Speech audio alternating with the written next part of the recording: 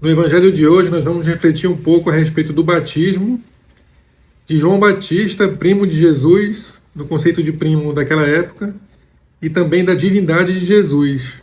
Aqui nós vamos ter o sinal de quem realmente Jesus é.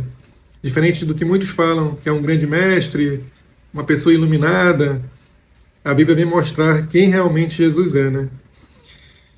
Então, proclamação do Evangelho de Cristo segundo São Mateus, capítulo 3. Naqueles dias apareceu João Batista, fazendo a proclamação no deserto, lá na Judéia. Arrependei-vos, pois o reino dos céus está próximo. E João Batista é aquele que foi anunciado antes pelo profeta Isaías. A voz de quem grita no deserto, entre aspas, né? Preparai o caminho do Senhor, endireitai as suas veredas. Então ele manda a gente se arrepender, sendo porta-voz de Deus, para que nós preparemos o caminho do Senhor. Então o Senhor vem à terra, né? O Senhor vem entre nós. O nosso Senhor, aquele que nos dá a existência, aquele que nos tem misericórdia desde sempre, ele vem. Então preparem o caminho do Senhor, endireitem as suas veredas, endireitem os seus caminhos, né? Interessante isso aqui, porque os nossos caminhos são os caminhos do Senhor. As nossas atitudes, ações, pensamentos e palavras, quando nós endireitamos tudo isso, segundo ele diz aqui, né? Nós endireitamos o caminho do Senhor fazendo isso. Então, também ele fala aqui, arrependei-vos, pois o reino dos céus está próximo, né? E aí aqui Mateus descreve João usando roupa de pelo de camelo, uma pessoa bem simples, né? E um cinto de couro na cintura, e alimentava-se com gafanhotos e mel silvestre. Já pensou uma pessoa vivendo no deserto, se alimentando de gafanhoto e mel silvestre? Então é um cara que abdicou das coisas do mundo, né? Não estava interessado em riqueza nem nada disso. Usando roupa bem simples, né? Quando as pessoas viram que tinha essa pessoa, né? Aí a gente vê que João Batista é primo de Jesus, nascido na mesma época, né? Recapitulando, filho de Isabel. E ele vem quase na mesma época de Jesus. É o precursor, ele veio quase junto, né? E as pessoas, já sabendo da situação do nascimento de João Batista, né? Que ocorreu já uma situação já diferente, que eles eram idosos, né? Os pais dele. E aqui Mateus não descreve muito bem isso, mas todo mundo já dava uma certa autoridade a João Batista, pela origem dele, pelo que ele dizia, pelas características dele, de desapego, né, à sociedade. Então, por isso, todo mundo já vinha de Jerusalém e toda a Judéia e toda a região do Jordão. E confessando os pecados, eram batizados pelo João Batista no Rio Jordão. Esse Rio Jordão, ele vem lá do norte, né, do Mar da Galileia, onde aconteceram muitos fatos de Jesus ali, como nós vimos em Marcos. E o rio desce, né, cortando o país todo, até Jerusalém, próximo. E as pessoas vinham, ele estava no deserto, João Batista, né? Então as pessoas vinham da capital para perto do rio, que era bem longe. Isso numa época sem carro, sem nada. Faziam peregrinações, quilômetros e quilômetros, para poder ser batizada por João Batista. Interessante isso, né? Não era um batismo feito na igreja, do lado de casa. As pessoas se arrependiam mesmo, elas faziam essa viagem e se arrependendo já, né? E aí confessavam os pecados a João Batista e eram batizados por ele no Jordão. Aí também tem uma coisa interessante sobre o batismo, né? Que as pessoas falam, aliás, sobre a confissão. Para ser batizado, eles se confessavam. É por isso que nós temos a confissão sempre na igreja, né? Mas no batismo nós temos principalmente a confissão dos pecados para a gente mudar, converter, né? Mudar de caminho. E é preciso confessar para o sacerdote, né? Para a pessoa aqui, no caso era João Batista, por conta do que a Bíblia ensina.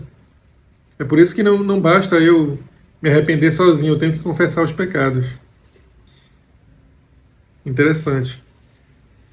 Quando ele viu, João Batista viu que os fariseus e saduceus, lá os religiosos da época, né, se aproximavam, ele xingou: crias de víboras, né, filhos de cobras. Quem vos ensinou a fugir da ira que está para chegar? Quem foi que ensinou para vocês um caminho para vocês fugirem da ira de Deus? Comecem a produzir o fruto digno de vosso arrependimento. Comecem a produzir frutos que mostrem que vocês se arrependeram.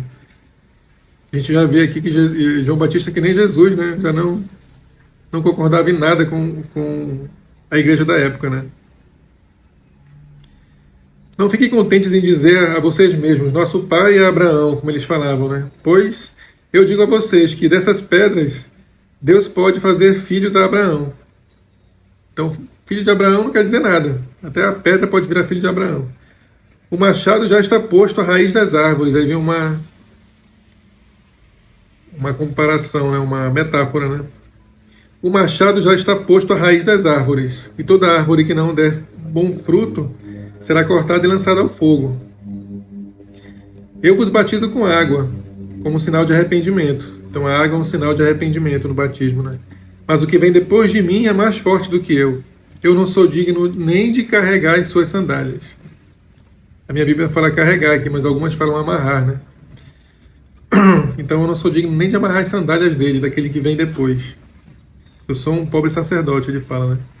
Ele, Jesus, vos batizará com o Espírito Santo e com fogo. Ele não fala de Jesus, ele fala que ele, e eu botei entre parênteses Jesus, né? Vos batizará com o Espírito Santo e com fogo. Então, depois de Jesus, a gente já é batizado com o Espírito Santo e com fogo. Ele está com a pá na sua mão e vai limpar a eira, sem eira nem beira, né? O trigo ele o guardará no celeiro, mas a palha ele a queimará num fogo que não se apaga. Então chegou Jesus, vindo da Galileia, né, ao Rio Jordão. Jesus também saiu das cidades, de Nazaré, lá no caso. Foi para o Rio Jordão também, distante, no deserto, para ser batizado pelo João também.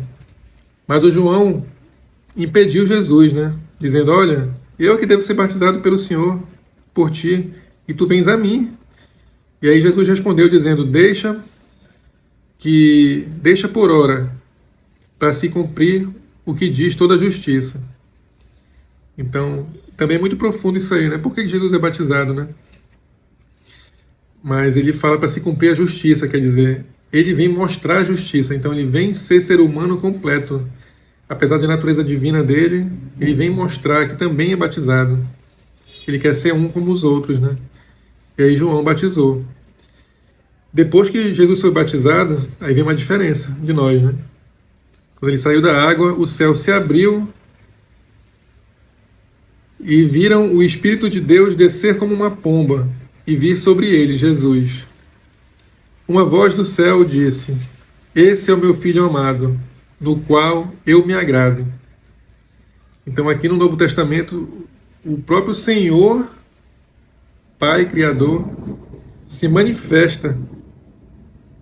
Ali acontece uma epifania para quem está do lado, né? Que é a manifestação de Jesus, de Deus, em sinais claros, né? Prodígios e sinais. Então quem está ao redor vê um espetáculo. Aqui ele não fala, né? Mateus é resumido, não fala se estava realmente só Jesus e João Batista, ou se mais pessoas viram isso aqui. Provavelmente era o início, né? Deveria só estar os dois aqui nesse momento. Não é, a gente não tem que entrar nisso aqui, na parte teológica, né?